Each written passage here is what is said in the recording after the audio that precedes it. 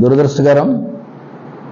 Fourth ఎస్టేట్గా వ్యవహరిస్తున్నటువంటి సాక్షి channel నిన్న ఉదయం అమరావతిపై విషంగెక్కినటువంటి సందర్భంలో ఈరోజు దళితులు ప్రధానంగా నాకు రిప్రజెంటేషన్ ఇవ్వడం జరిగింది.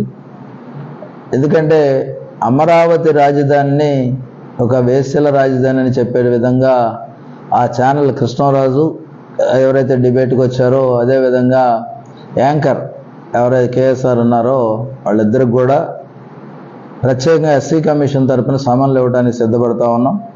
ఎందుకంటే ఏ రిపోర్ట్ అయినా సరే ఎవరి మనోభావాలు దెబ్బతీయకుండా ఉండాలి తప్ప మహిళల పట్ల ఆ విధమైనటువంటి వ్యాఖ్యలు పునరావృతం కాకుండా ఉండే విధంగా చర్యలు తీసుకోవటం, అదేవిధంగా ప్రత్యేకంగా దళిత నియోజకవర్గంలో ఉన్నటువంటి వాళ్ళని కానీ అమరావతి చుట్టుపక్కలంతా కూడా దళితులు ఉన్నటువంటి పరిస్థితుల్లో దళిత మహిళల్ని ప్రధానంగా కించపరిచే విధంగా ఆయన వ్యాఖ్యలు ఉండటం అనేది చాలా దురదృష్టం.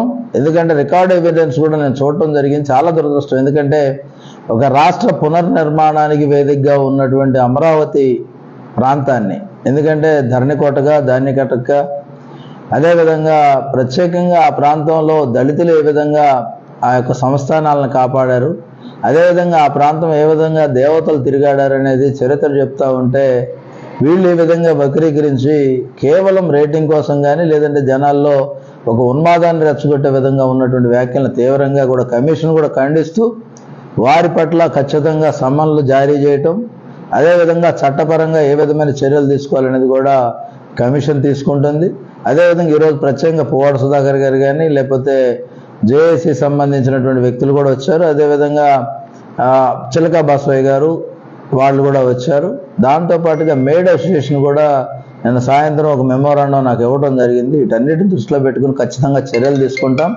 ఆ చర్యలు ఎవరు కూడా తిరిగి ఆ ప్రాంతాన్ని గురించి కానీ లేదంటే ఇతర వ్యక్తుల గురించి కానీ మహిళల పట్ల కానీ ప్రత్యేకంగా దళితుల పట్ల వ్యాఖ్యలు చేస్తే మాత్రం సహించేది లేదని కమిషన్ హెచ్చరిక జారీ చేస్తా ఉంది.